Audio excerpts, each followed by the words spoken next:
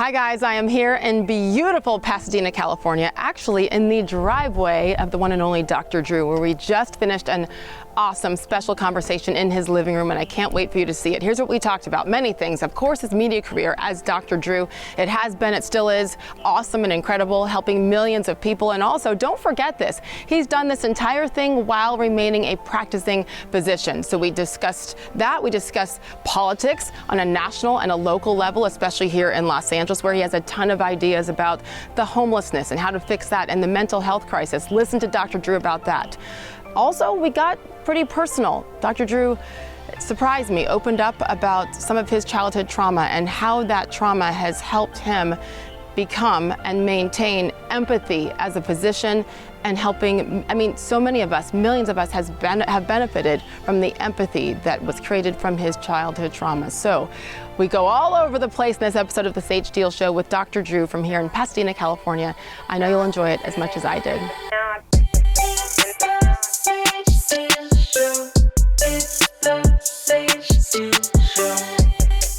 Oh, is that what we do? Oh, this is what we do. Okay, I'm game. This is these are unworn, thank you. I brought you the really feminine ones because I knew how gay I am? masculine. Yeah, you're laughing. Are we recording this? I hope so. Good. We better be. Yeah. Yes. Yeah, we're rolling. Look, I thought they go with your eyes well. I'm the gayest straight man in America. Are you kidding me? Ask my wife. What? I was just going to say, we'll talk to Susan. I'll tell you why. Because me. I'm as straight can be. I'm a old-fashioned grunt weightlifter from way back. I was a beach kid, all this stuff. Yep. I have, no non-gay instincts in my soul, except I love musicals. You're gay, and for I sure.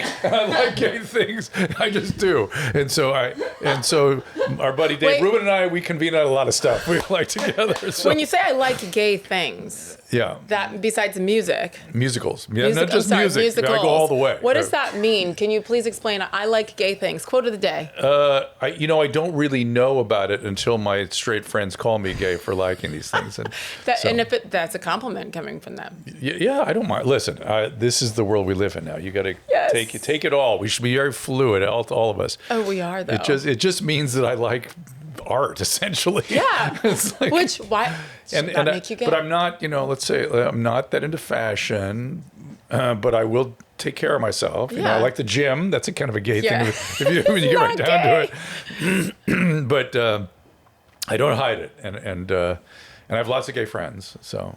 Yeah. Do you have so does Susan. So. Do you have a lot of black friends? Just keep saying them all. I have a lot of black friends. I have a lot of gay friends. I have a lot of Muslim friends. You have to make sure everybody's happy right now. I know a lot of them. No, I make a point. I like people. Yeah. And so I make a point of trying to expose myself to as much. I didn't used to call it diversity. I just called it people. I like experiences. I like culture. I like ideas. I like seeing things through other people's point of view. And, so that's the my human jam. Experience. I love the human experience. Yeah. And so because of that, I drift into gay topics. But to get serious about this, I practice. One of the great things I'm so grateful for is that I had a very rich clinical experience practicing medicine, right? I'll tell you that story in a minute. But because of it, I got to see the human experience from a perspective that almost nobody gets to see. And I read history, and I love art, and I like musicals, and I like music. And so it's just, to me, it's really all about the richness of humanity and the human experience. So you're going to ask me questions like, how did this happen and how did it get started, that kind of stuff. So I'm ready to deliver that one. You're just assuming. Well, let me, because I want to tell you this one piece, because I don't know if you know this about me.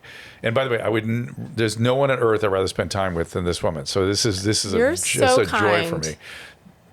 Gosh. I only say what I mean. Become kind or otherwise. I say what I mean. My dad was a doctor. My uncle's a doctor. I was always sort of going down that path. But in college, I had my ass kicked in the sciences. So I declared, this isn't for me. I'm not that smart. I'm not up for it.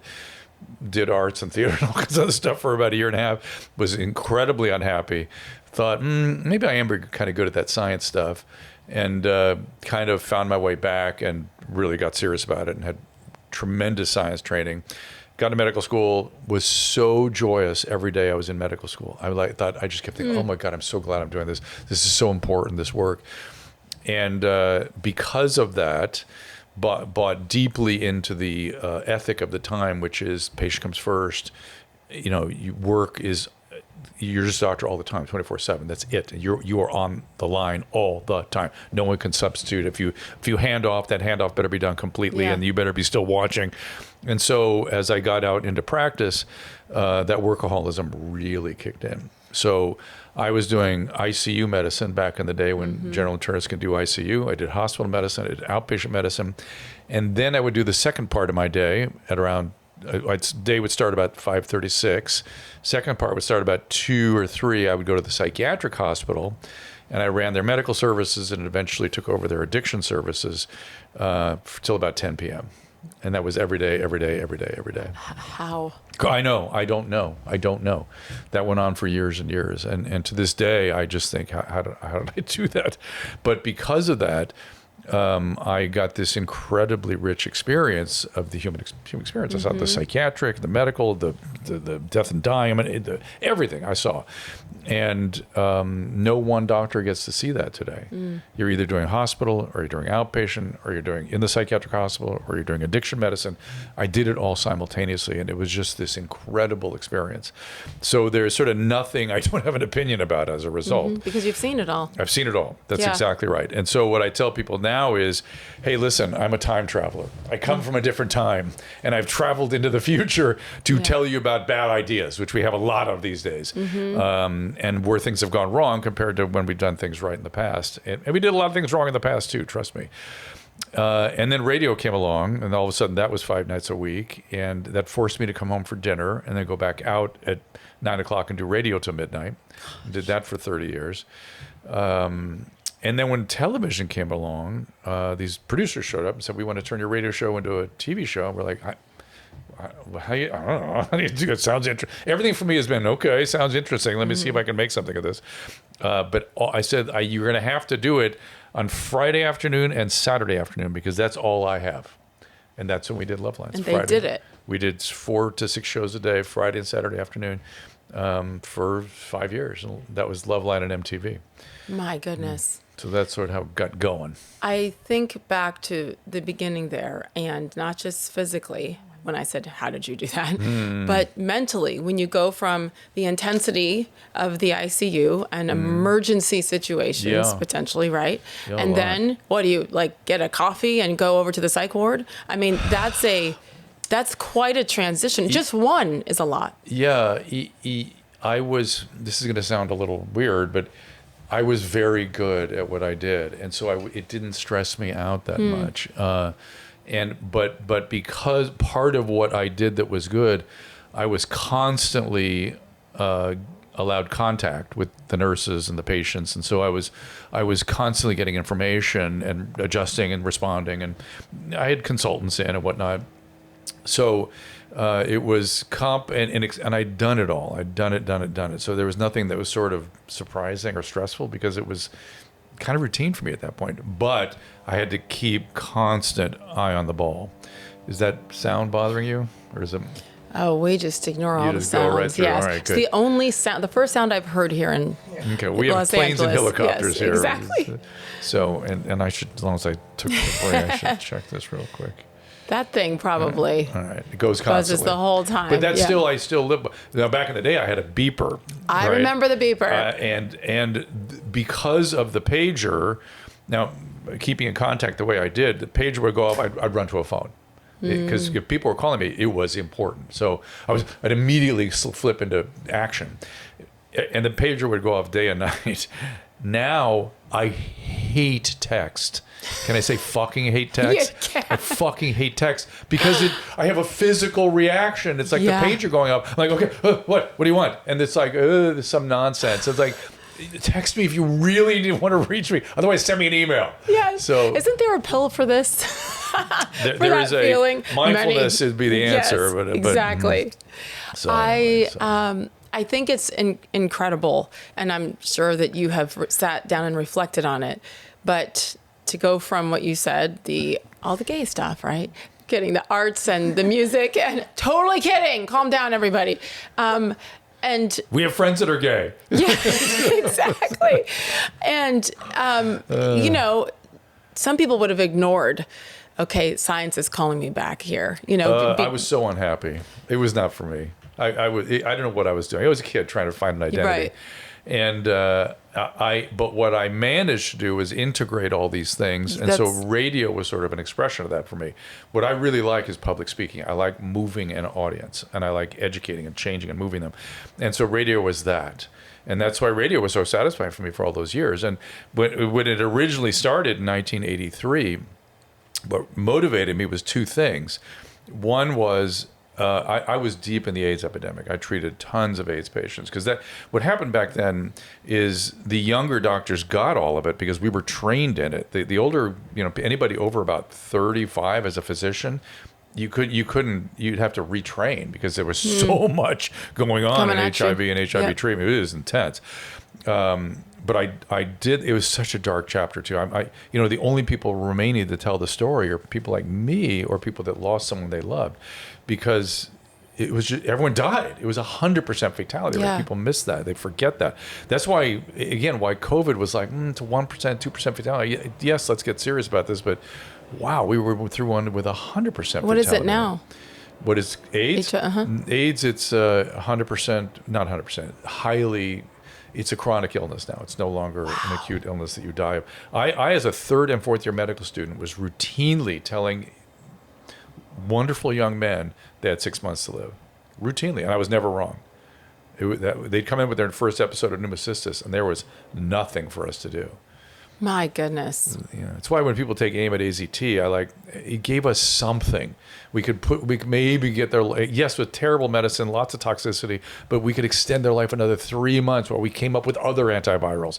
It was something as opposed to, I'm sorry, you're going to die in 6 months. Oh my gosh. Yeah.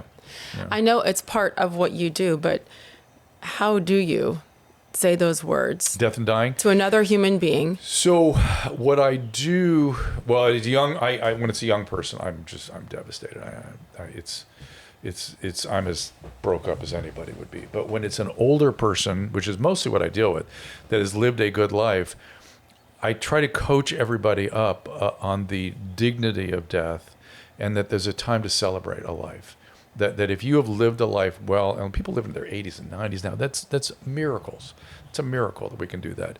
And we should really understand the reality of death and dying and aging. It just happens. Everybody. Yeah. These don't die people, idiots. Happens to everybody. And we should live and live fully in the meantime, and then celebrate lives that are well lived and grieve for sure. It's painful, but it's a very, death and dying at the end of life is a very distinct reality for me. Mm-hmm. I mean, it's just like birth.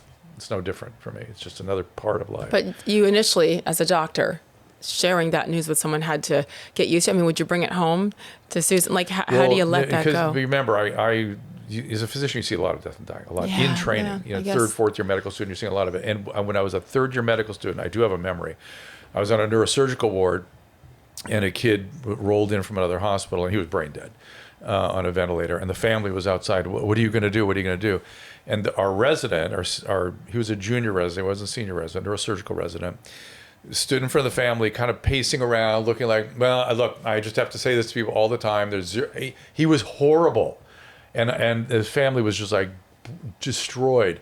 And I thought to myself, oh, I'm never going to be like that. That is what I'm not going to do. So a lot of my memories are about things I will never do, and do it differently. And if you do it with it, it's a part of life. You don't.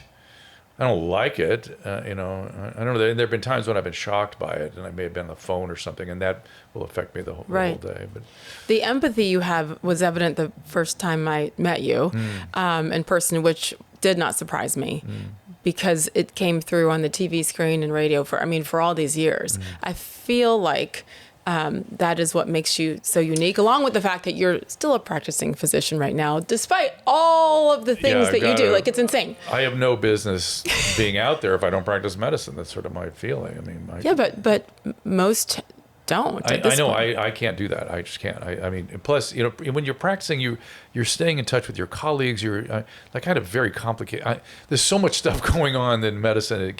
I just think about a case I had yesterday, a very complicated sort of pre-leukemia case, and I learned a ton. Again, I'm still learning. Even this late in the game, about how to approach things that they used to do it very differently, and now we can do all these things. And point being, I want to go back to the empathy thing. I personally am so privileged to be in communion with people in very, very intense situations. And that's where I experience spirituality, is in this thing that goes on between two humans we call a relationship. And in addiction treatment, where I spent a lot of my time, that becomes a really important and dicey and highly intuitive experience, because the addict brain is so distorted and affected by the disease that to find your way into a connection with that person it requires extreme. You have to use your whole body as an instrument. Yeah. You can't just use your ears or your eyes. You have to see what you feel and smell and think, and music and just whatever happens to you in that moment. It's coming from that patient who can't express it because they're in their disease, and you have to get very attuned to that stuff. And I'm very privileged to be in that position. So many different areas I want to I'm go. sorry. I don't think I answered your question. No. You did. And I want to just touch on the addiction part really quickly. This isn't going to be quick, I promise. Oh, gosh. So you're go right. ahead. Okay. Go on. If you're feeling like your energy is gone, your progress has stalled, or your body just isn't responding the way it used to, you are not alone. For a lot of people, a lot of us, it's not about trying harder. It's about finally getting the right support. And that's where LifeRx.md comes in. LifeRx is one of the largest custom telehealth clinics in the country, specializing in peptide therapy designed to help you reach your goals, whether that's weight loss, muscle growth, longevity, or just feeling good again. They offer a wide range of peptides, including NAD+, Simorelin, and Lipomino. That's just to name a couple of them. You get a physician-guided plan tailored to you, working with doctors who actually align with your values and your goals. No insurance, no subscriptions, no wait lists, just affordable care, medications that are shipped to your door, and 24/7 support to keep you on track. So click the link in the show notes and use Steele at checkout for $50 off your first month. That's liferx.md. Just hit the link and enter Steele, Steele. One of my favorite humans on this earth, a family member, is a recovering addict. What's the right terminology? Are you always an addict? Recovering addict. Recovering addict, yep. Even if it's been almost 20 years? In recovery, you can say. In recovery, okay. He said something to us, the family, when he was in probably his third rehab center.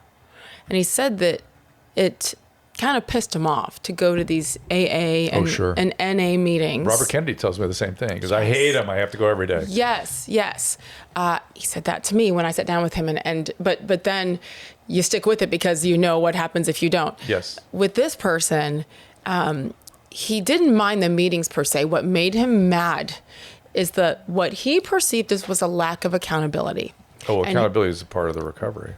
But it was more about the terminology. He said, I don't believe this is a disease. Yeah. He said, to me, this is a sickness versus a disease, because I'll just finish the reason why, which made me think. And I appreciated his honesty about it, because it would have been easy to say, yep, I was born with this, it's a disease. He's like, no one forced me to put that needle in my arm. Right. I did that. Once I did that, it turned into something uncontrollable. Correct. You have to step back. There's a lot packed into that.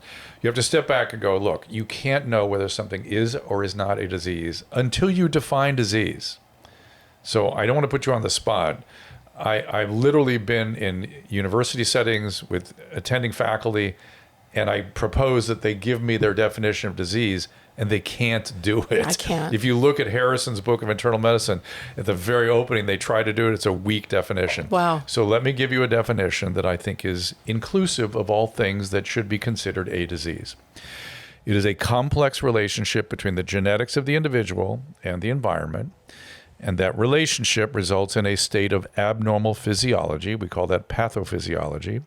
That pathophysiology is reflected in signs and symptoms. And somebody like me comes along and can read those signs and symptoms and infer the pathophysiology because there's those signs and symptoms. And those signs and symptoms follow a predictable pattern. We call that a natural history. And then once again, people like me try to affect that natural history in a positive way. Resolve it, reduce the consequences. That's disease. That's all disease. So what do you say when he says, yeah, but no one forced me to do that? So he has a disease that he's activated, right? So he had this genetic potential. Don't we all, when it comes to those kind of drugs? No, you can make dependent. You make everybody dependent, but only 10% of the people will go back when you get them off. You're even meth and heroin and the strongest, heaviest. You can get strung out on these things, but you don't go back. You stop and you go, Jesus, I'm never going to do that again. Addicts always go back. Wow. Always progress. Progression is in the natural history of addiction. That's a feature of addiction. And the reason is because the region of the brain, the genetics, and the intracytoplasmic messengers, and we know all the biology. We know it all. It's all pretty well worked out now. A lot of it is worked out, and it's we know the genes. We know the story now. We know what's going on there, and we know what works to make it better. We know what things make it better. The people unfortunately don't do the work to help them get better. They just give them harm avoidance strategies, which sometimes is appropriate, but there's more to be done. Not one size fits all for any disease, everybody. It's all the context of that given individual's life and ethics and family values and biology. Every patient needs their own treatment plan for all diseases. The leukemia patient I was talking about, I was working with his family trying to make some choices on what's right for him at his advanced age and what he wants to take a trip. Should he take a trip? And there's always things to be thought out in the context of a particular patient. So he's activated a disease, right? He's willing to acknowledge that. That disease has a treatment. Treatment is certain things. We can argue about what the treatment should be, and we can interfere with that natural history very effectively with treatment. We can do it. Okay. So the question now is, how did he get to the point where he activated that disease, right? So the typical, and I deal with this all the time. So I talk to families, I give them the lecture on the biology of the disease and the nature of the disease and what happens to all their brain function and why they can't think and reason and stop. They can't stop. It's all biological at that point. Then they will usually say to me, okay, he can't stop. I get it. Why did he use in the first place? Why they always want to blame the patient? So, okay, let's look at why people use. Sometimes they're just a truck driver and start doing meth. I mean, sometimes that happens. But the vast majority of time, and if you have bad enough addiction that you need to see me, I only treated really severe drug addicts. If you had bad enough addiction, you need to see me, there's a 100% probability of childhood trauma. So childhood trauma is both the inciting influence and the rocket fuel behind bad addiction. Okay? So if you look at your family member, I would predict that he probably started other drugs earlier. He didn't get right to the heroin, right? Yes. And he's missing the connection that once you activate that genetics, there's a progression that's in the biology. But he did smoke the weed to begin with, or smoke, drink alcohol, or whatever it was he did to start with. Or take pills or whatever. Yep. What was he doing? Why did that work for him? What was happening? The vast majority of the time is childhood trauma. Physical abuse, sexual abuse, abandonment, neglect, chaos in the family. It's almost always there, and almost always more than one. And that results in a state of emotional dysregulation. And so these kids, as they hit adolescence, are walking around severely dysregulated with emotions that are too prolonged, too intense, and too negative, with a lot of toxic shame. Big burden of toxic shame. And when somebody in their circle goes, hey, smoke this shit or whatever, it goes away. You can't tell a 15-year-old that they haven't found a solution to their problems. Now they get going. And their brain is set up in such a way, their endorphin system, that it really works for them. It's like they will tell you, for the first time in my life, I felt okay. Yeah. That's the kind of stuff they'll tell you.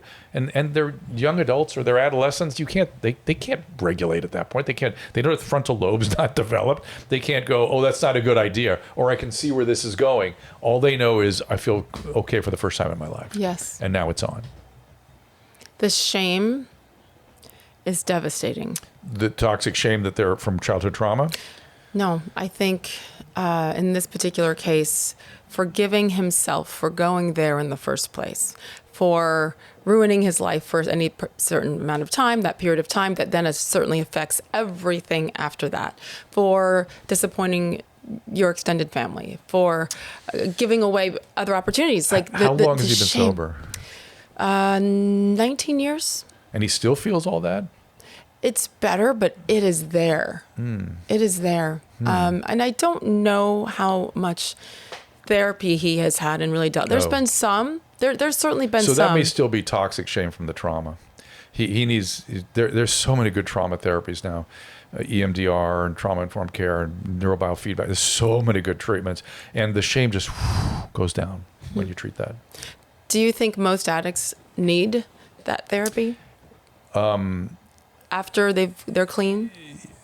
It's a complicated question you're asking. Okay. The answer is yes, but. So not every addict has trauma. Some just get bad addiction or had horrible genetic burdens and boom, it explodes. But if they have childhood trauma, and by the way, the things they did in their disease, sometimes they need trauma therapy for. Sure. But my patients all need it for sure. The question then becomes when and what.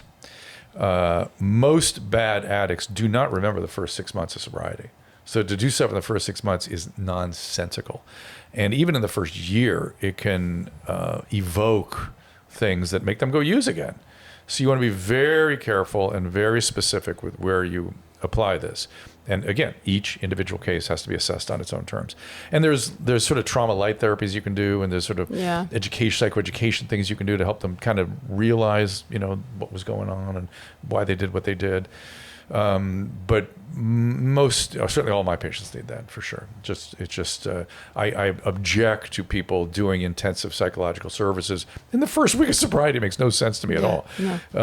Just from the physical aspect where you're going through. They don't remember. Yeah. And it's just they need to get sober, clear the brain, stay with the basics, manage the addiction, and that takes time. Brain healing takes a long time. You're not just talking about the brain healing from the years of whatever they've done to it, may have injured it even with the drugs and alcohol, but also the rewiring necessary to regulate emotions. That takes years. It takes forever. Brain is a slow instrument to heal. It's been a long time since I've come to Los Angeles. A few years for sure. Was in San Francisco, outside of San Fran in the spring, and what a mess. Wow. Welcome to the. Wow. Yeah. Listen, I get it. I look outside now, this area of Los Angeles, I get it. Yep. It's beautiful. Yeah. And then you go back down, and we're staying in West Hollywood, an Airbnb there for a little studio, and I could not help this morning, sitting on the balcony, just staring and watching what's going on. And West Hollywood's pretty good. It's exactly compared to other areas down there. Yeah. Where do you even begin? And I'm sure when you get out and you drive around, the empathy that you're led by. I'm literally like a surgeon who knows how to cut out a particular tumor and seeing people lying all over the place with that tumor, and the state won't let you touch the patients. It's what I feel like. It's easy. It is not hard. President Trump issued an executive order that's started at least us talking about the fact that some people need custodial care. Some people need to be held against their will because they're gravely disabled. Gravely disabled doesn't exist in this state anymore. We got to reinstitute gravely disabled. And we need to help people who are so sick that they have to lie down on the sidewalk. You can't do that. You got to come with me, and let's start rebuilding the infrastructure. We need an acute care facility with primary addiction, dual diagnosis, primary psych, hundreds of beds, move people through it quickly to residential programs. People live in beautiful environments where they get ongoing residential care for maybe a year or so, get vocational rehab, then into some sort of structured living environment. They could be all kinds of things we could do that have therapeutic sort of structure to them, and then get people out into the workforce and move them into the independence. It's not hard. We used to do it all the time.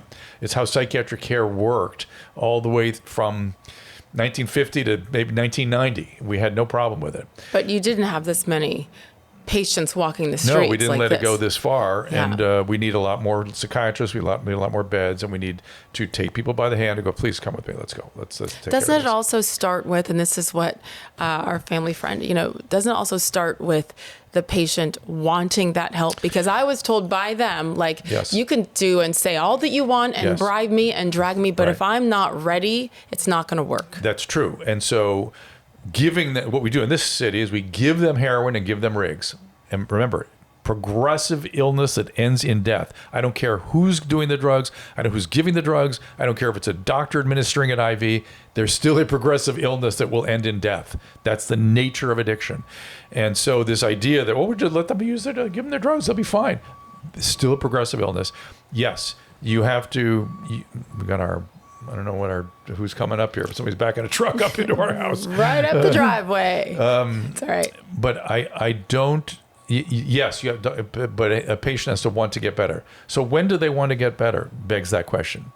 Do they just wake up one day and go, I'm not going to do drugs anymore? This thing that's taken over my life, now I realize that. Never. Here's where people find motivation. In jail, near death, lose your children, lots of relationship loss, physical loss, illness, injury. Then they go, maybe this isn't a good idea. Maybe I need to do something. You have to break through their denial. You have to create the motivation. Mm-hmm. And there's motivational interviewing. There are techniques you can use to get people to sort of have that moment. But you must, here's at its core the way I describe it. You must ask addicts to do something. If you don't ask them to do something, they will die. Yes. They will die. Very You have clearly. to say, you can't lie on the sidewalk. You can't steal. You got to come with me. So loss of freedom, loss of life, loss of children, loss of important people. That's why people come to treatment. It's so interesting to me when people come in for sex addiction treatment, say, and we've heard about that in the public. They go, it's just because they got caught. What do you think? Why do you think anybody comes in for treatment? They don't come into treatment because they decide. They come in because their family brings them in, or the judge sends them in, mm-hmm. or they come out of a near-death experience and they're sent from the hospital to treatment. That's when people came to treatment for me. But there's so many that seem. But understand this: the anosognosia, we call it the biological block of insight. The common word is denial, but it's so biological it actually has a biological term. It's anosognosia. My charge nurse and I used to entertain ourselves by asking patients. We needed to know why they came in, just to understand their motivation. We go, why are you here? But we'd entertain ourselves with their answers. Like they would, like this one kid is there. He's a heroin addict. He goes, you have no idea. I'm so sick and tired of this. I've lost this. I've lost that. I'm so sick and tired. I'm sick and tired of boo-hoo. And I open the chart, and there he is in 4-point chains, shuffling into treatment. The judge sent him directly from the courtroom. And I go, did the judge have anything to do with this? Yeah, a little bit, but like they actually don't even know what's happening, what's motivating them to come to treatment. That's why you must ask them to do something. That's why you must bring them to the environment where they can get care. And for those who, I don't want to offend anyone. I don't know the right terminology. Okay. They're crazy. They're completely, it feels like gone. They have a brain disease and their brain is not working right. They lose so insight. Then you can't have that conversation with them. No conversation. So then what happens to those people who are roaming the streets? You bring them in. You bring them in and you clear them up. You go, look, that's what the custodial care is. You're gravely disabled. We need to help you. Here's what's insane. Look, if the same symptom complex is manifesting because of a dementing illness or a progressive neurological disorder, you're required by law to bring that patient in. You're guilty of patient abuse and neglect if you don't bring that patient in. So we privilege certain diagnoses in the law. It's crazy. And dementias and these severe neurological disorders don't get better. They keep getting worse no matter what we do. Schizophrenia, we can make them better. And if you let them run unchecked, they are irretrievable. Same thing with addiction. We can make them better. We can help them. And most of them can be helped. Dementias, that's going to progress. But the progressive illness we're required to treat, and then the stuff we can actually help, we're not allowed to touch. Well, when you say nuts. we are responsible, by law to bring them in, who should be doing that? Who should be going on the streets of Los Angeles right now? Social workers, cops. I mean, okay. And then we don't have the places yet. I was going to say, what are the facilities like here? We need the facilities. We need to build this. We could have it up and running in 6 months. What? It wouldn't be hard. It would not be hard. 6 months? Yeah, staff it up, run it. Yeah. So who should be doing that right now? The Department of Mental Health, the state, somebody should contract with somebody to build a program, and it wouldn't be that hard. Wouldn't be that hard. Kennedy has this plan. Robert Kennedy has a plan of these addiction farms, which are a great idea. I mean, that's the third stage of what I was talking about. He's a little naive about how sick people are brain-wise, how bad their brains are. We need to stabilize them psychiatrically. We need to get them in a residential program where they have some stability, and then out to the farms. Fine, good, let's do it. Do you think, logistically speaking, here in Los Angeles, where is the space for them? Again, I'm the Sears building downtown has been open forever. Let's take that over and put a three-tier system in. We could get a medical director, hire a director of nursing, and fire it up. Let's go. People can run hospitals. Psychiatric hospitals have been around forever. We know how to run them. They're still around. They're beautiful. They're lovely. And people think that we're talking about One Flew Over the Cuckoo's Nest. One Flew Over the Cuckoo's Nest. Ken Kesey wrote that book in 1959. We're talking about nearly 75 years ago that book was written. And people, when they saw the movie, thought they were watching a documentary. They were not. There were very few hospitals like that. The fact is, it's totally different. You don't think that the treatment of brain diseases have progressed? Right. Back then, by the way, we had Thorazine, amitriptyline, and Haldol. Now we have hundreds of medications to help people, hundreds, that all are good and work and help with brain disorders of various types. So stop it, everybody. Let's treat the brain like the pancreas. It's no different. Yes. Do you think the proper leadership is intact here today to begin that process? No, not at all. They continue to. I have a friend who wrote a book called Crooked Smile. He got off the street about 3 years ago, finally. He's now a carpenter. He's fully rehabilitated. He's doing great. And he wrote this book. He's actually going to get a law degree now. Wow. And when you see people recovery, it's like, it's wonderful. That's why I work in recovery. And people I would not have given a chance of hope to do this. So he said about 3 years ago, is when they were giving him his heroin, giving him his rig, they would pat him on the back and say, "Listen, this is all going to end when we get communism. You'll be fine." That's who's on the street dealing with patients. The sickest of the sickest brain disorders that humans get is being cared for by people who are at that level of sophistication. It should be medical doctors, psychiatrists, nurses. That's who should be dealing with it, not social workers and not do-gooders. These are medical problems, and people are dying. These are outdoor hospitals without walls. And if we had a hospital of that size that was losing 6 patients a day, like we're doing here in the streets of Los Angeles, people would be put in prison. Yeah. So it's so nutty cuckoo what we're doing. It's beyond. Anyway, I just wonder can't talk about it. It makes me so crazy to talk about it. I know. And that's what breaks my heart when you see it. And I just wonder if there's a lack of education then, just for the normal residents of this county who don't realize that it is doable. But that would mean they have to educate themselves, and then you have to vote differently. Yes, you have to vote differently. And it feels like that is hopeless here. I remember when I was talking to a state assemblyman, and we were talking about this, and he said something he wanted to do, and he goes, "That's it." And I go, "What do you mean that's it?" He goes, "I don't know. Do you have any ideas?" I said, "Yes, we need to expand conservatorship, get rid of AB 109, repeal 87 and 47 or 47 and 57, expand Lanterman Petrie Short, create custodial care, expand. There were so many things we need to do to help these people, and it is kind of starting. It is kind of that compared to where it was even 3 years ago. It's kind of moving in the right direction. situation, because the insanity of what's going on is apparent to everybody.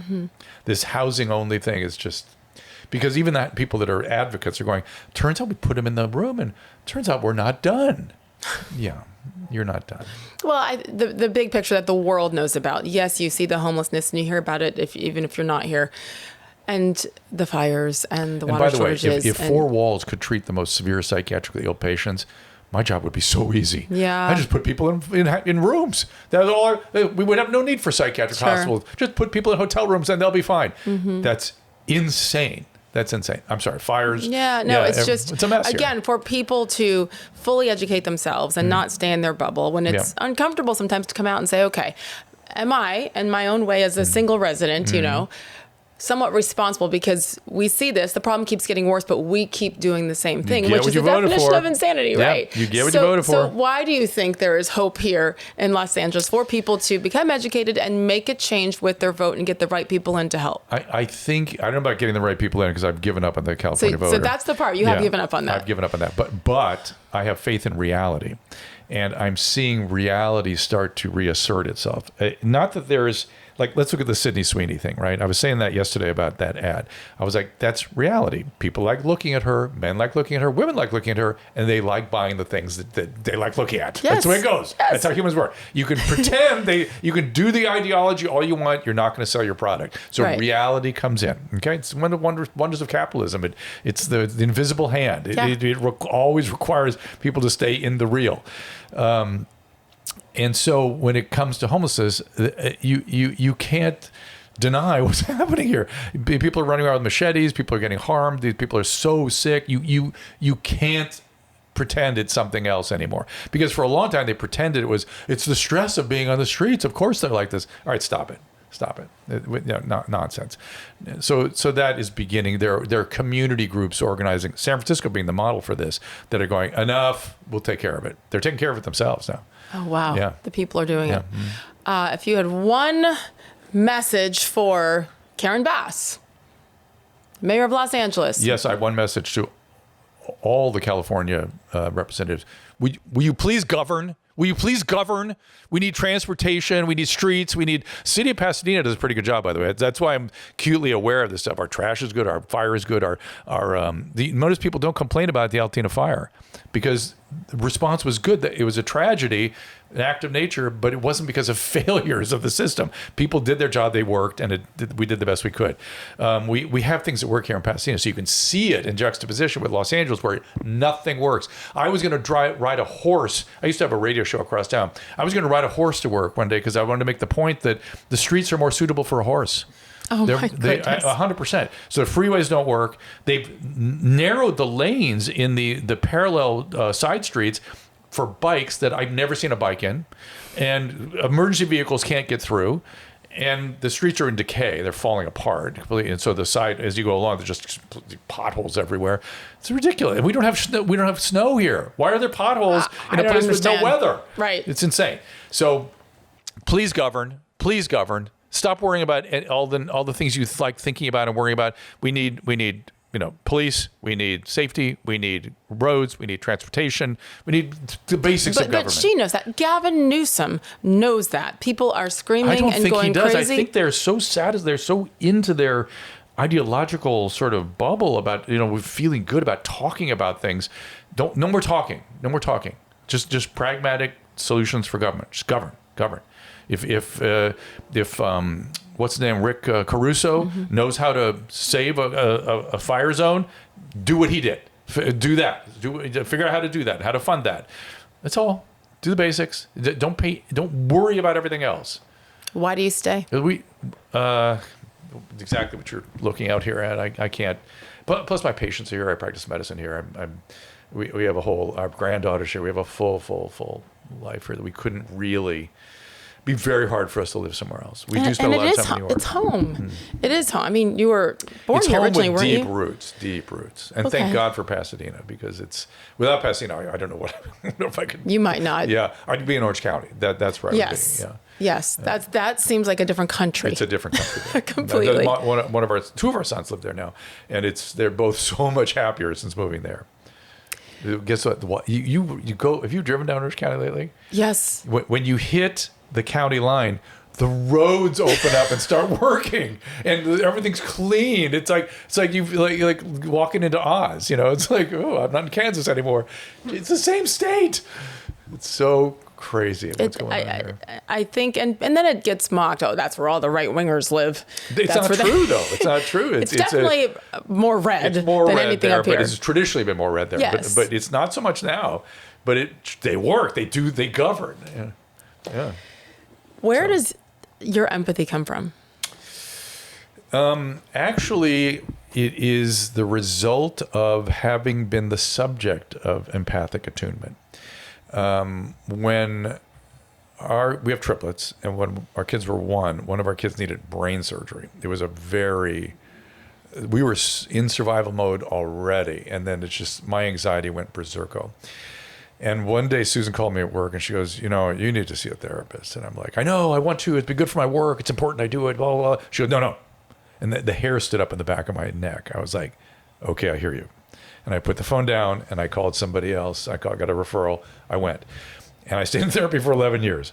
Wow. But it was such a great experience. And my therapist was so attuned, was so empathic and so skilled and talented that being the subject of that builds your own machinery. That's how that builds. And empathy is the highest order function of the human brain. And I had to reintegrate trauma and all this. Before, good trauma therapies were available, so that's what took so long. I had to really reintegrate parts of myself. I was also severely traumatized as a child. And it just built my capacity to be available to other people in that fashion. It was very important for me.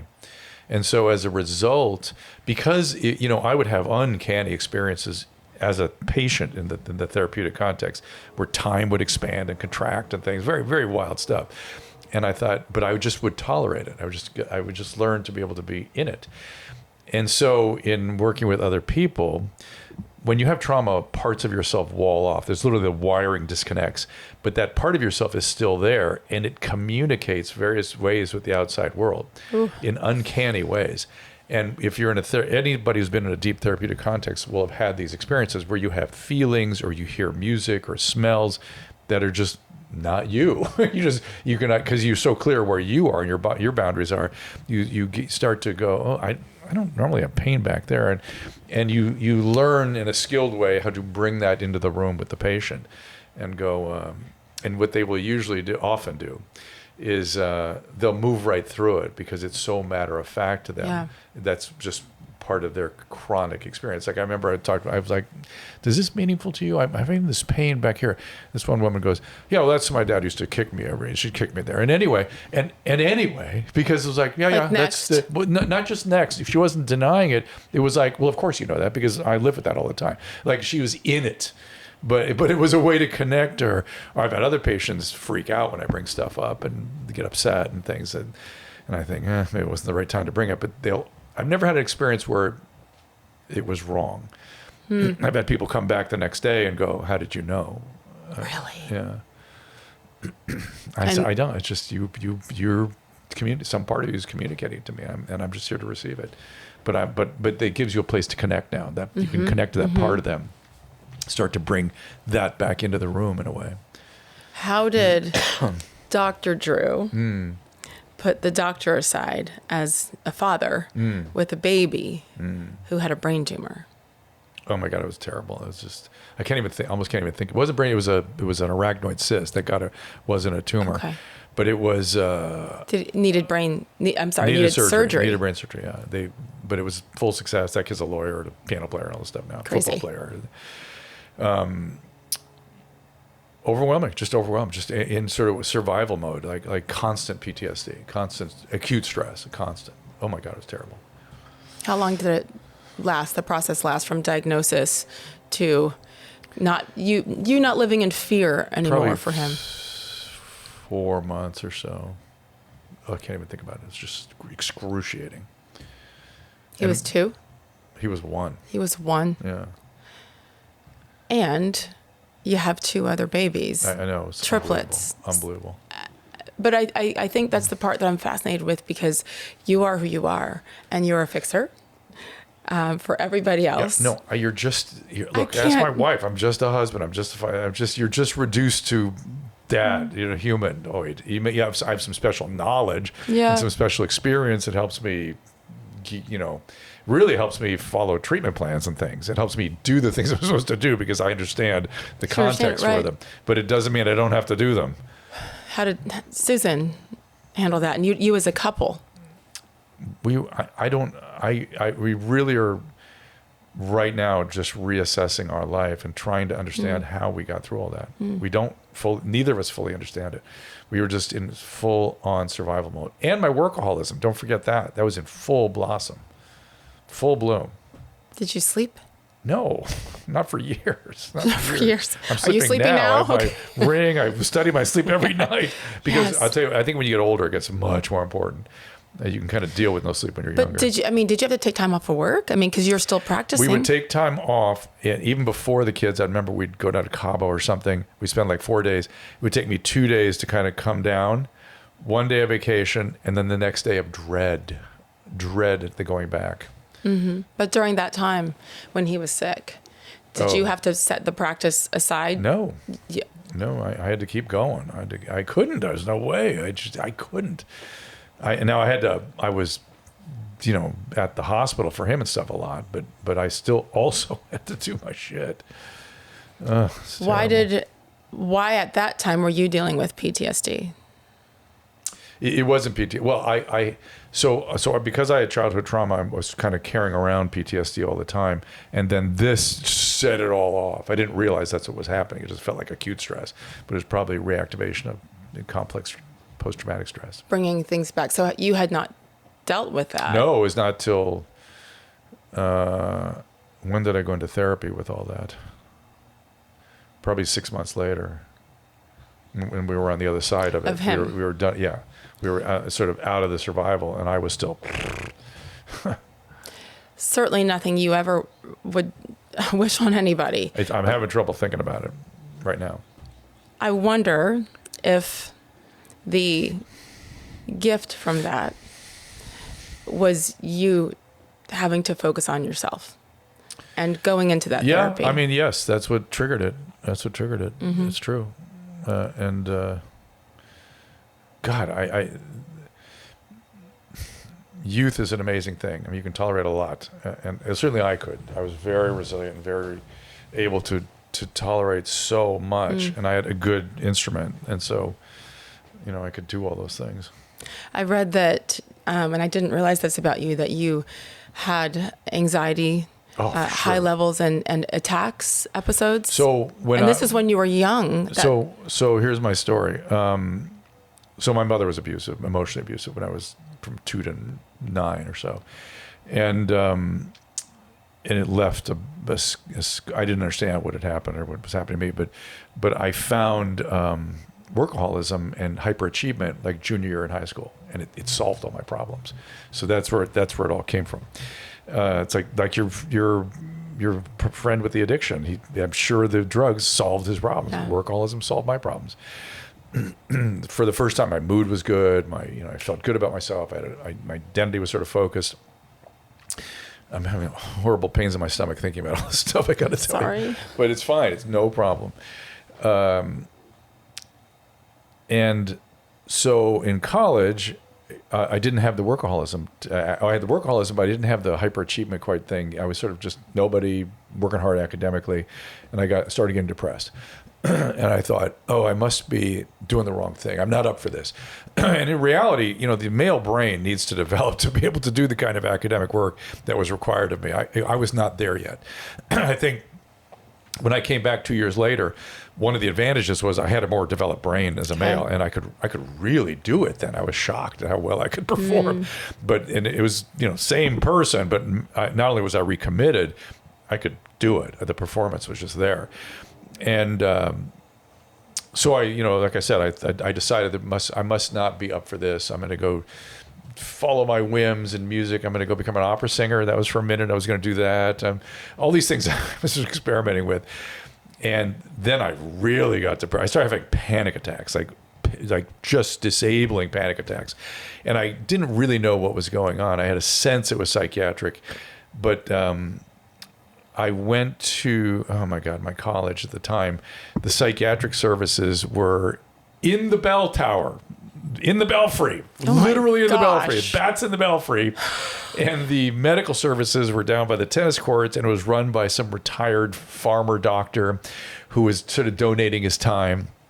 So I went to the belfry, and they went, yes, you probably need us, but go make sure this isn't a medical problem first, and go down and see if there's some medicine they can help you with. And that doctor at the facility looked at me and he went, you need to get your act together. Just take some long walk in the woods. And I'm like, I've tried everything. Are you kidding? If that would take care of this, you think I wouldn't do it? And he goes, I guess I'll prescribe you some Valium. They want you to have something up there. Oh my goodness. He was very disdainful of, these symptoms I was having. And by the way, they've just given me, back then we did have tricyclic antidepressants. If they'd given me a little bit of that, it probably would have saved me 2 or 3 years of misery. But no, they did not.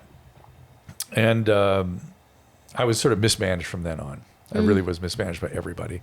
I went to the psychological services. There weren't even psychiatric services up there. There were psychological services, and started getting therapy and sort of got better. And that's probably why I was able to kind of change course and look at things and realize that I need to get back to who I am and what I like doing. And once I did that, everything came together. My mood got better. My panic went away. I still had sort of generalized anxiety forever. I still have it now, to be fair, but it was kind of up. And in retrospect, it probably was PTSD still, because I never had my trauma treatment treated. It was sort of complex PTSD meets depression. And how do you handle it today? I really, except for right now, while I'm talking about all this stuff, I really don't have much anxiety anymore. And I did tell my wife this morning. I said, I think I'm getting a little depressed again. I am prone to depression, probably genetically, biologically, and I get over it by being, present with my loved ones and working out more and sleeping right and that kind of thing. That's the lesson for everyone, right? Then, because doesn't feel like there's one cure for everybody. No. Just do this. It's certainly not a walk in the woods. But for you today what you need. Remember, I've had lots of treatment, lots and lots of treatment. And I still am prone to PTSD. I still can be triggered to that. It's in my system. I don't know. I feel like you're so hard on yourself. I am. Always have been? Yeah, probably. I mean, again, it goes back. But two aspects of that. One was a lot of the traumatizing for my mom was that stuff. You're getting fat, your hair's not look good, you're blah, blah, blah, blah, blah. A lot of beating up about who I was and how I looked, like really screaming at the top of her lungs, traumatizing me. And so that's where some of that comes from. And the other is, I don't know, I just have high expectations, and I've been able to kind of do that. I like doing that. It's not, I don't consider it a negative thing. I don't. It's like, I think, look, we live in a time when people are retreating into safe spaces. Yeah. I think you lean in. That's how you develop self-efficacy, and you learn to tolerate things and expands your intellectual pursuits. Lean in. And so I prefer to think of myself now as less demanding and perfectionistic and more just leaning into stuff. Did you forgive your mom? Yeah, I did. And I never got anything out of that relationship. But towards the end of her relationship, well into her 90s, and towards the end, I just thought to myself, and I probably came to this in therapy, like, I'm never going to get anything out of this, but I do need to do what I need to do for me to be a good son. Mm-hmm. So I was a very good son to her. And she's so funny. I mean, she would call me and ask, she had lots of medical problems, would ask complex problems, and then start fighting with me and screaming at me about what I was telling her I thought she should do. And I was like, don't call me then. You don't have to fight. It's okay. You don't have to ask my opinion. It's fine. You don't need to do that. And she said, just because I'm fighting and yelling doesn't mean I'm not going to follow what you're saying. I'm like, oh my God, I have to go through that. You're going to put me through that. Wow. Wow. So, okay. But I guess, and this is what I've learned from you, even in the last 24 hours when I was on your show yesterday, and it is, okay, that is wrong and that hurts. And then you have to ask why. Yeah. Why is she doing that? Is that actually about you? No. Right. That's about No, she whatever. had really severe mixed problems, and she was a very interesting constellation. It was hard to characterize her stuff. Yeah. God bless her. Bless her heart. Yes. She made my dad happy. I'm glad for him. My dad was, sort of not great to me growing up too, but he really redeemed himself as a grandfather. He was such a wonderful grandfather. I was like, all is forgiven. Really? Absolutely. That's beautiful. So, yeah. But what you experienced, I feel like millions of people have benefited. Millions. People who don't even, because of what you went through to get through that as a kid. I'm gonna tell you a quick story. It's comical to me, but here it is. So Susan, my wife, all her friends are psychic. And psychics, and she did psychic podcasts and things too. She has a show called Calling Out, where if you like psychics, she knows them all. We're actually developing a television show around this. Really? Stuff. Yeah, I'll tell you about it. But one of them who's quite talented, I study them. I watch them, and I've actually wired them up and done brainwave studies and stuff. And we did that with. What's the Hollywood psychic kid, the young boy? Oh yes, he's incredible. He's excellent, yeah. And we did it, and it was not normal. What was going on neurologically? It's the neuroscientist said he's never seen a pattern like that ever. So somebody needs to figure out what they're doing. But one of them, whom I noticed, has very non-physiological eye movements when she's really in her mode. She was talking to me, and she goes, "Oh, your mom's here." I'm like, "All right." And she's and she goes, "Look, I don't want to be rude, but would Mommy Dearest be a way to describe your relationship with her?" And I'm like, "Absolutely." Really? That movie was my no way. That was absolutely 100% what I experienced. No way.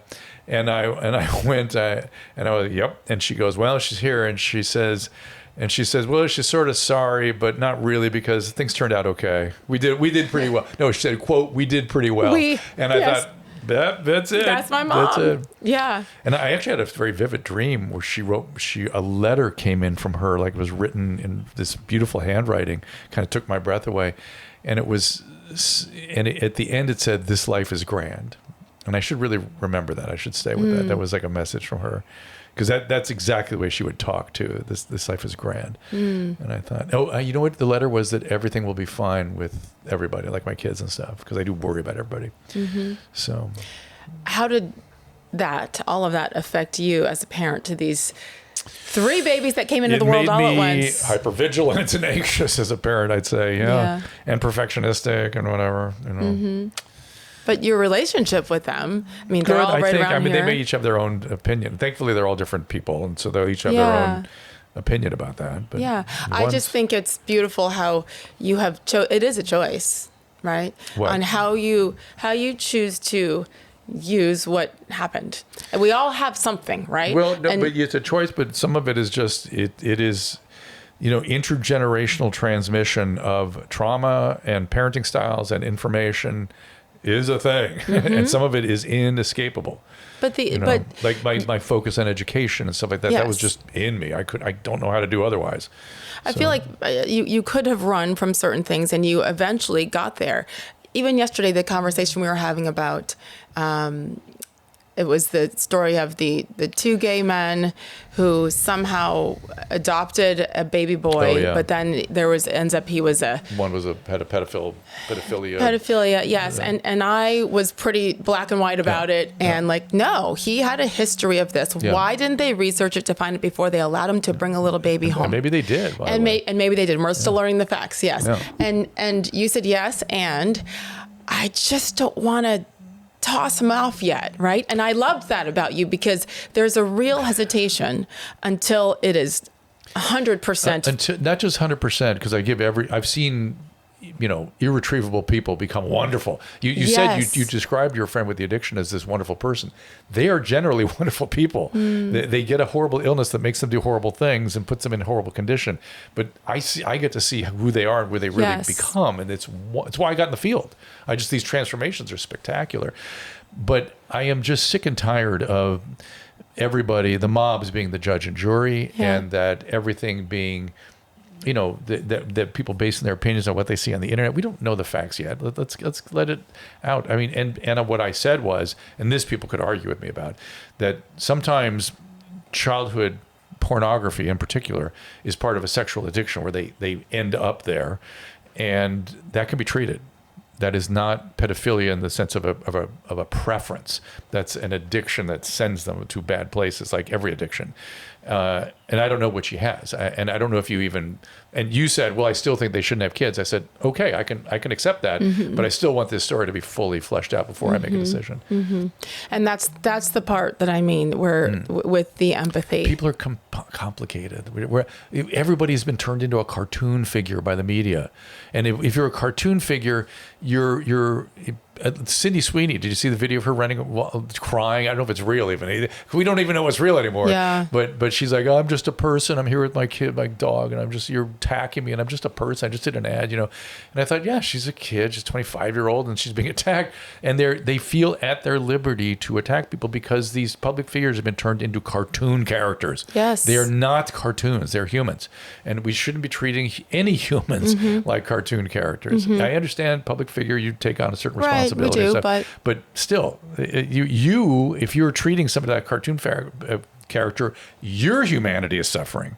The person doing that. Yes, absolutely. Yeah. That's what I remember my mother telling me that story when I had an experience on live TV from a woman that I looked up to working at ESPN and did something that was, and my mom happened to be watching, and I got in the car and I was almost in tears because I was young and looked up to her, and what did I do? And my mom's like, girlfriend, that is not you. Yeah. It was directed at you, but it is something in her that caused her to lash out, which softens the blow a little bit. Yeah. But in general, it does take maybe happening a lot to step back and not take it personally because that person's dealing with something. And we're getting into a bigger zone here with this material in that the people that do that the most have cluster B personality traits, the narcissistic traits.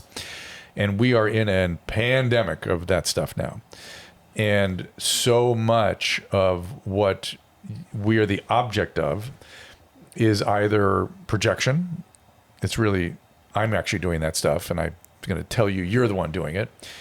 Or projective identification. I have horrible feelings of envy that I don't like, and I'm going to put them in you and manipulate them in you. Or just virtue signaling, which is also identity signaling. I'm here and I'm better than you. Yes. And I need that. That's gross. All of it is disgusting. It's the opposite of empathy, and we are in it big time. Big time. You have received a lot the last several years, and they're coming at you from all angles. The attacks, certainly. Did you just look that up yesterday or something? Because I feel like yesterday you didn't know how bad I've had it. No. I did, and then even when we were setting up the shot, and you talked about, am I libertarian? Am I this? Am I that? And then people want to define you. Oh, yeah. I knew enough about you from past years and being such a fan.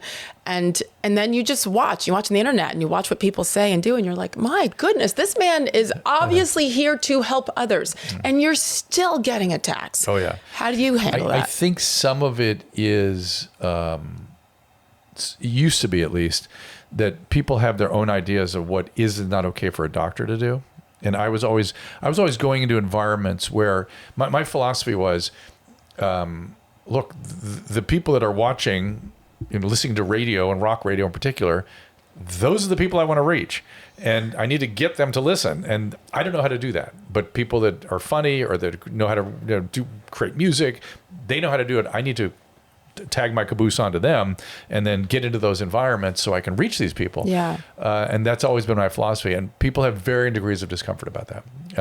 I pushed that envelope all the way along.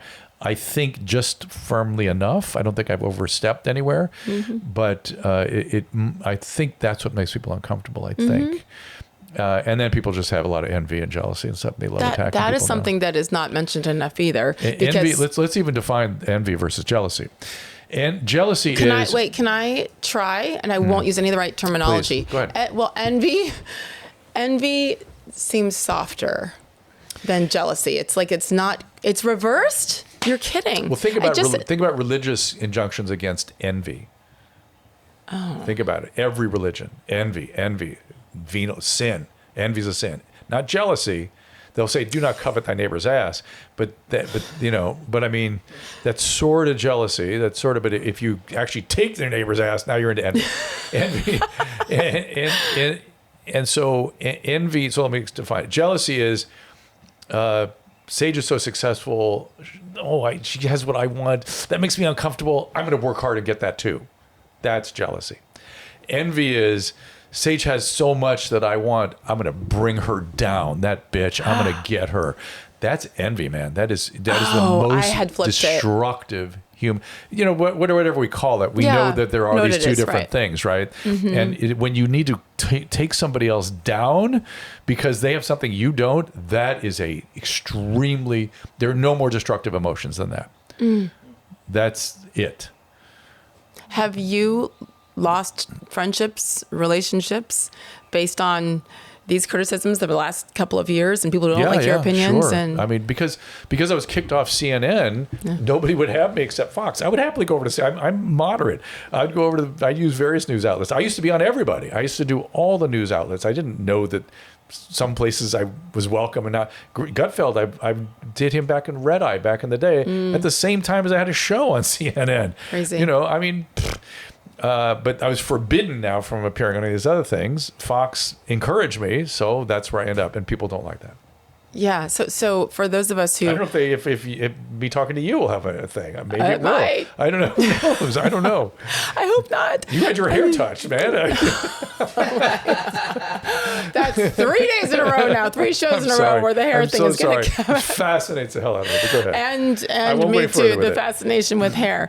No, I feel like it's gotten better now because people are fighting back, saying no. It's not okay to cancel someone just because you have a different opinion. Well, I feel like we're turning a little. Not only that, people are looking at some of the opinions that you were canceled for and going,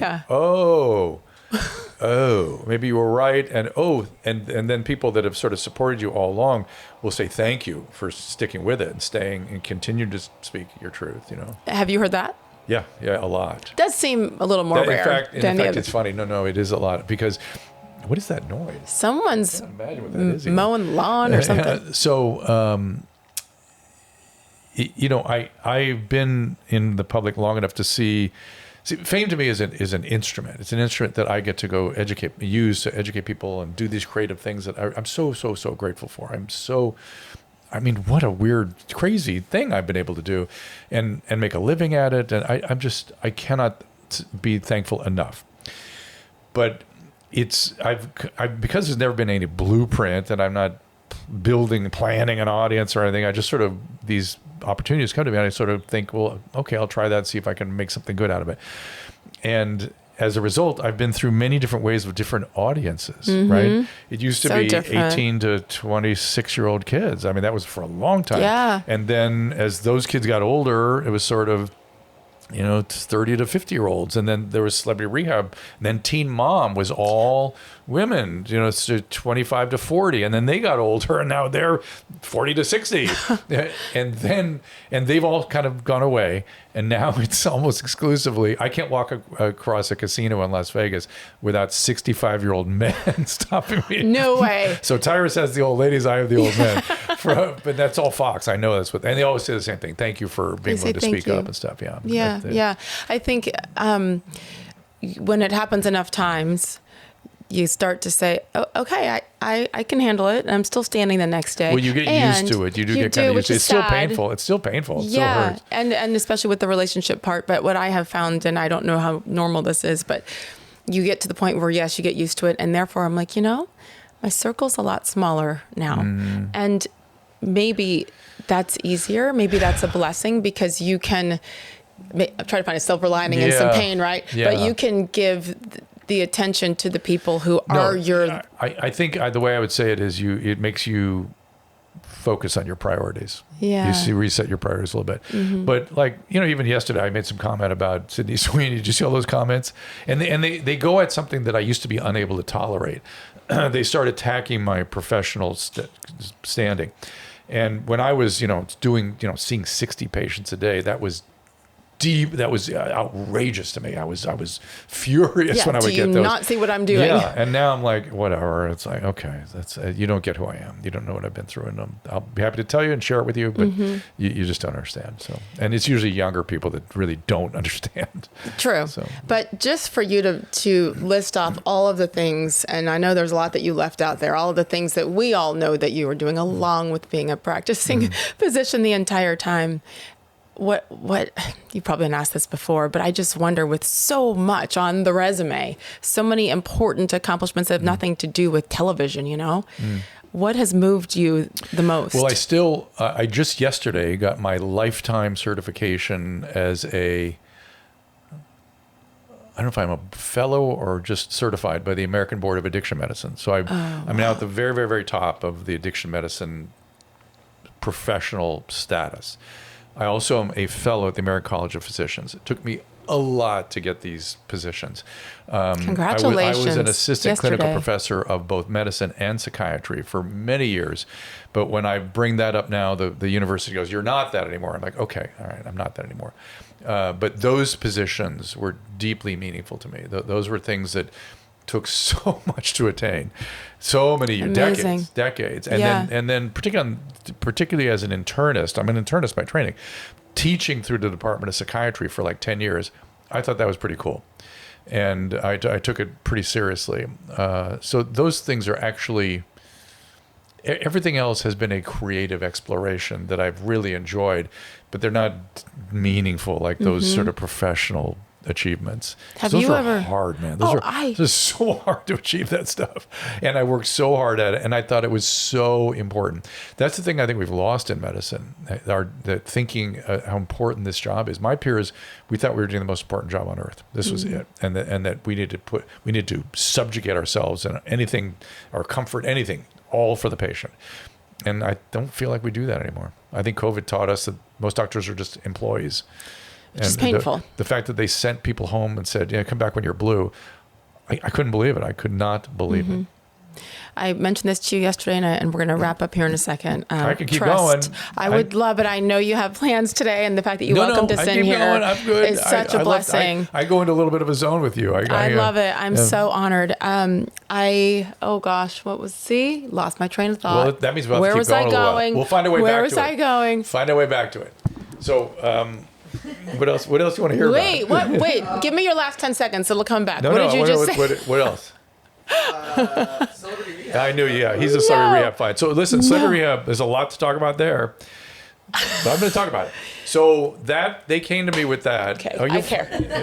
That's why I keep a notepad with me all the time. But they came to me with that, and I was like, "You can't do that. You can't do that. It's a great idea. We need to do it. We need to educate people about this, but no way."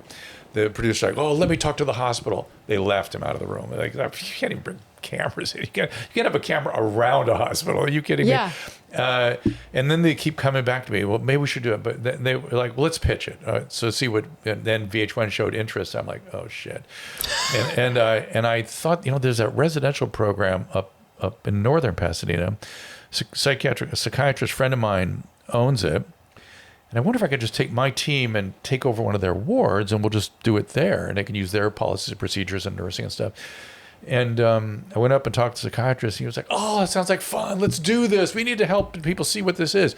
And I was like, "Okay, well, here's one, somebody I admire, thinking it's a good idea." And still, I hid out when VH1 showed interest. I just thought, I don't know. And Bob Forrest, the guy with the hat and the glasses, came into my office one day. He was my lead clinician. And he goes, we treated a lot of celebrities that you still don't even know about to this day, because we were very circumspect. Wow. And people were very sick.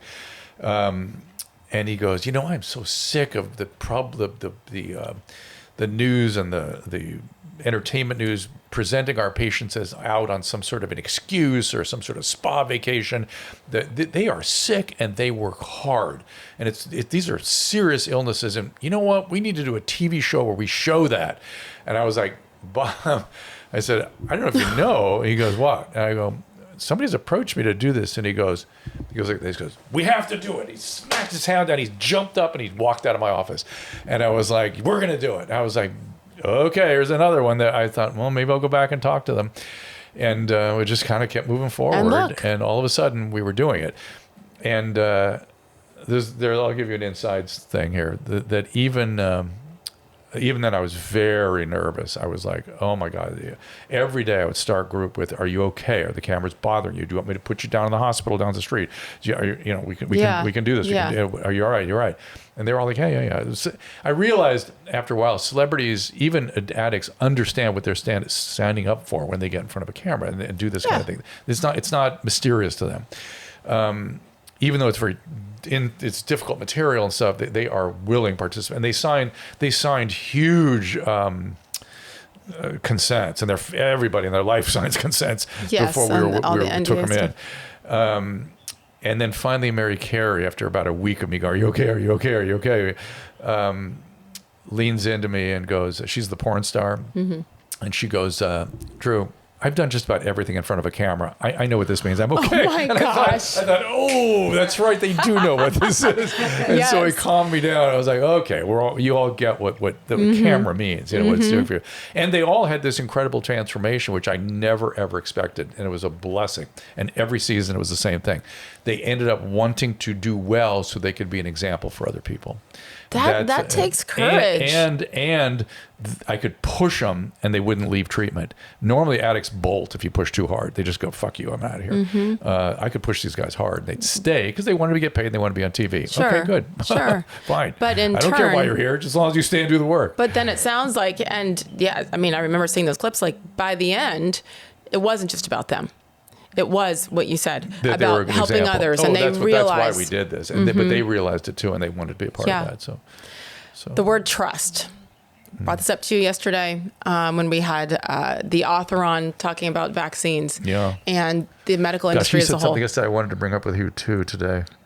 All right, and now it's gonna be my brain. All right, trust. Yes, take turns. Trust, because that's what I don't have as much now with for the medical community. You should know. Do I?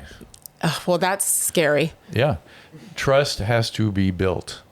Trust is not and it granted. Was, but they took it away and it's cashed gone. it in. They cashed it in. So when, with obviously with COVID and the vaccines and then dishonesty, when you have Anthony Fauci then admitting that he made up the 6-foot rule and all the masks and all these things, when we were hook, line, and sinker, there's a lot of lessons to be learned for us for going hook, line, and sinker. Yes. My question now is, okay, we can sit here and complain about the past, learn from it, hopefully. Going forward, what would you tell, I know you probably do it every day. Yeah. What do you tell me to be able to trust again? Because right now I'm doing the wrong thing. I haven't seen a doctor in 2 or 3 years. Okay. So first, I would argue that anything centralized, particularly when it comes to medicine, is a bad idea. Totalitarian impulses is a terrible idea. And by the way, I remember now what John Leake told us yesterday. He said, I started talking about how this totalitarian impulse took over, and people that weren't vaccinated or got COVID were they were tainted in some way. And he said, the Nazis sealed off the Warsaw Ghetto in the name of public health because there was a typhus outbreak.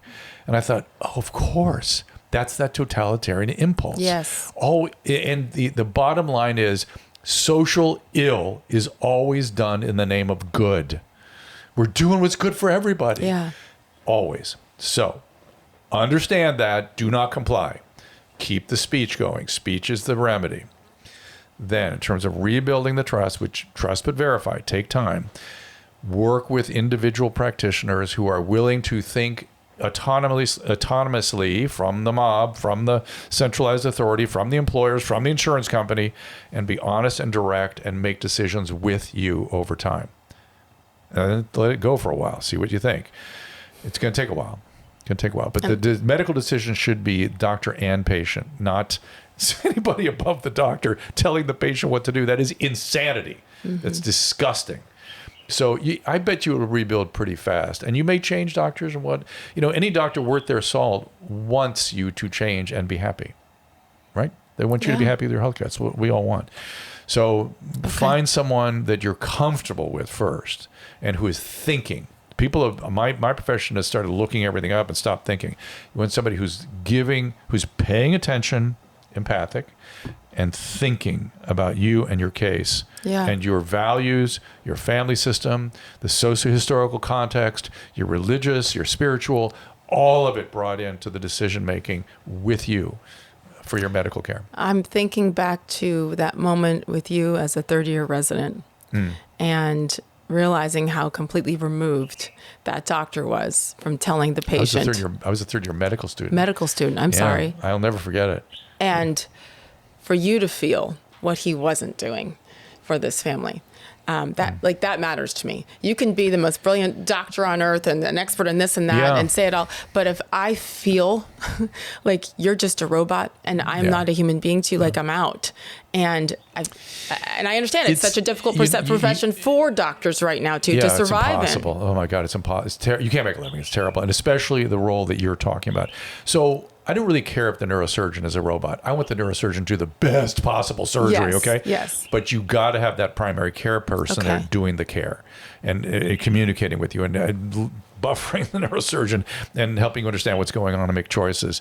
Like I said, when I had prostate cancer, when I had my prostate removed, first thing I asked, my surgeon was, "How many have you done?" 1,200. What's your complication rate? 0. I went, let's go. Let's go. It's okay to be a robot. I don't want you thinking about my nutrition or my workout plan or my family or anything else. I want you doing that damn surgery better than anybody else, and that's it. You have to kind of understand that about the medical system too. We deal with disease and life-threatening illness, and you want us doing that a lot. And then there's a component within that you want that some part of medicine should also be doing preventative care, and the actual caretaking, which we've also relinquished. We're not doing it. So. I'm glad that you brought up prostate cancer. I've lived it with my dad for 14 years. He's 79 now. And let me say, African-American men are more likely to get it, have an advanced or more aggressive tumor and be presenting at a more advanced stage. Not like Joe Biden. That Joe Biden, old white men don't present like that. It gets picked up way earlier. Yes. That's why there's something going on there. I didn't believe that from the get-go. But men of African descent, that happens. Okay? Yes. And we do a horrible job of educating these men to come in. They're too buffered. They only come in because their daughters and grandmothers bring them in. But they have two misconceptions. One is that there's going to be a digital rectal exam. There will not be. It will just be a blood test. Just a blood test. And then they have abject fear about what will happen if they lose their prostate. And I'm here to tell you, everything's fine. Normal, maybe even a little improved in certain ways. So it's fine. And you should be expecting, if not a cure, long-term survival, much like your dad. Right. But it's a matter of going in and getting it detected, especially you can get away. Yes, you can get away. Absolutely. But for you, because you had the robotic surgery, right? Yeah. And how old were you? 52. So you were way early. That's what I was pissed about. I was like, really, 50? I figured I'd get it at 70, but God, 50? Yes. I was so mad, but it happened. And then they say, well, prostate cancer, that's okay. Everybody gets prostate cancer. Well, it is the one you want to get. It is the one you want to get. If you got to get cancer, that's the one you want to get. Was there that fear, though, for you? That, okay, it's still the C word. And even though you're a doctor and you understood, I mean, how did that affect you as a human being, not the doctor? You have this weird feeling of falling through the floor when you get the diagnosis. You're like, oh, damn it. Then I was angry because I was too young. I knew I'd get it eventually because my dad had it, my uncle had it. And then you get rational. And I went on active surveillance. I was actually being biopsied every 6 months. We just watched the tumor because I knew it was slow growing. And I just wasn't ready for the operation yet. And by the time we got to the point where it started to grow, which was like 2 years later, I was totally ready. I'm like, all right, let's go. And then my surgeon was, my urologist was like, slow down. We a couple of months, we'll do it. I was like, all right, next week? When? Like, okay, I'm ready. And that was important for me to be ready. And again, so important to keep talking about it. My dad's experience getting it, he's 79 now, so he was, 65 or so, and certainly not young. But then I have brothers, and it's like, okay, and now they're religious about it. 40. But it's fascinating. Yes, it's fascinating. Why for Black men? Why? Why is it worse? Yes. It's also worse for Norwegian men. It's just some genetic thing. Yeah, Norwegians really get a bad hand. Really? Yeah, Scandinavians get a bad hand, and Black African descent get a bad hand. We don't know why, but the Norwegians know it and come in. Black men resist, and that's where things are falling down. PCF.org, PCF.org, Prostate Cancer Foundation. I'm very involved with them. It's Michael Milken's group. We have been pushing forward the research on prostate cancer, and it's the reason, they are the reason it's a chronic illness, much like AIDS now. It's something we can deal with so well, and we will be curing it soon. We have so much cool stuff coming. It's amazing. Well, just thinking back to, like we said earlier, with HIV and AIDS and that way, I mean, as a sportscaster, a hopeful sportscaster at that point, and Magic Johnson's diagnosis. And amazing. remember, I mean, we were sitting there staring at the TVs and it was like, oh my gosh, Magic is going to die. Yes, that's what we thought. 100%. Yeah. You're here in Los Angeles. Yep. Yeah. And to see, first of all, that he is more than thriving, certainly some benefits, being able to afford certain kinds of treatment back then. But it is still amazing. And there's still so much great about medicine. That's why the trust question there, you have to... Yeah.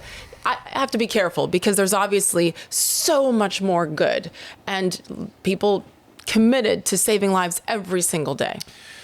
There's a lot to be culled out of that.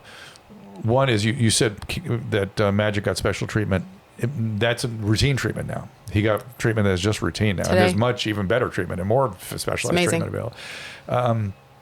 But I think, as I think about it, part of the problem here is the American public has lost track of the fact that we are biological beings. That's what you're talking about with addiction. We're in denial that brains get sick. Brains can't get sick, but pancreases can't. Give me a break. Yeah.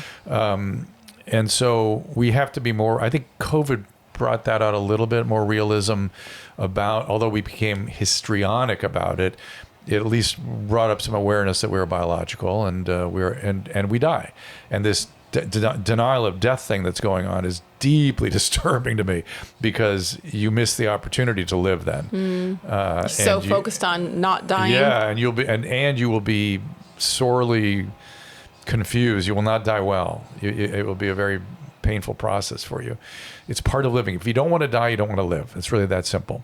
And I don't want to die, of course, and I don't wish it on anybody, but I want us to live fully along the way and to recognize that we are biological beings, and that is a constant probability issue. Biology is a giant probability equation. It's not digital, it's probabilistic. And shit happens to us, and you just got to roll with it. You got to roll with it and manage it. Manage your biology. Work out, lift weights, watch your diet. All this good stuff that the HHS is talking about. You are constantly all over the place, all over the country, all over the world. You have your show upstairs. Beautiful set right upstairs. That's the way to do it with socks on, please. All right. I'm with you. Yes, I've got them those now. socks. I'm going to send you all kinds of pretty, fuzzy socks. I love them. How long do you foresee yourself doing this? I ask myself that question every once in a while. I'm so fortunate that I just love my work, and I have to be careful. I said this to a therapist the other day. I was like, I'm going to talk like an addict right now because ask that question. I'm like, I love my work. That's the way addicts talk about their drug of choice. But I love it. I love heroin. I love it. This is a good addiction. So it is my drug of choice. But I also feel like it's balanced. I live a pretty balanced life right now, and we live in this time when I can do all this stuff out of my house. It's so crazy. It's amazing. I used to have to be driving all over town or all over the country to do stuff, and I don't know. I just like doing it. As long as I feel like I'm doing something useful, I'll keep doing it. I have noticed that men that love their work, when they retire, they die pretty quickly right afterwards. I've seen that happen a lot. I don't know if that's coincidence. I don't know if that's teleological or etiological in some way, but it scares me a little bit. And the fact that I do like work so much and I want to keep working, I guess I'll just kind of keep going. And there's different ways to work. Certainly from your home makes it easier, but consulting, that's working. Continuing to talk to people on your show. I mean, that's working. I just that like keeps people you so going. much. I love the human experience. I don't know if I can get enough of it. I do drift into depression if I'm not productive, if I'm not doing something. Wow. Yeah. Wow. Do you realize how many lives you have not just touched, but saved? If I don't want to think in terms of lives saved and lives lost. That's going too far. But if I on my tombstone, if it says he made a difference, I'll be happy. So to know that I made a difference is enough for me. That's enough. Do you think you made a difference? I think I made a difference. I think I did. I think I still am. It's in a way that I never imagined, which is words like freedom are suddenly on my lips. It's free speech and defending that. I feel like that's one of my new tasks, and maybe it's my last one. I don't know, but I do think it makes a difference to stand up and say things. And so maybe more than ever, it's important to do that right now. We need you now more than ever. Your kindness is just evident. I need to thank you in particular today for your vulnerability and going there with a couple of things. That's what I have found over the last few years is the more you let it go, the more people are helped. We're all just humans. Yeah. We're all just humans. And we have moved through a period where families were ripped apart for some reason or weren't valued. Yeah. And children were traumatized along the way. And from maybe your age on up to maybe younger than you, maybe 50 to 80, we moved through a period where a lot of us are carrying that around. Maybe even some of the younger Gen Xers too. And we should be talking about it. It won't hurt to talk about it. When you're put on a pedestal because of your resume and accomplishments and achievements and accreditations, all of those things, I think people put you. Sometimes it's impossible, and it's like, oh my goodness, yes, and look at how perfect, and look at this. Well, he's so smart. I don't want to be that. No. Not only that, is nowhere to go but down from there. Oh, you're not. But I just mean the why behind what you're doing is incredible, and was not easy. It was a tough journey to get here. Oh my God. From your childhood on, and I just think it's beautiful that you have chosen to be open about that. But understand, I as my mom said through the psychic, we did okay. I feel really good about it, and I'm grateful for it. And it has not been easy by any stretch of the imagination. But I don't think I would do it differently. I would do some stuff differently in terms of my workaholism and its impact on my family and loved ones and stuff. I need to make some amends about that. I've been thinking about that lately. But they know your heart. Do you have to make amends? Is that for them or is that for you? That's one of. It might be for me. That's one of the questions. I'm not reconciled that for myself yet because we were doing the best we could. Yeah. And we did okay. And I'm grateful for all of it. I'm grateful. God, I'm grateful for all of it. Grand. Can you use your mom's word? Grand. Life is grand. Life is grand. And I thank you for reminding me of that. Thank you. Why am I crying? Why did you make it? It's your fault.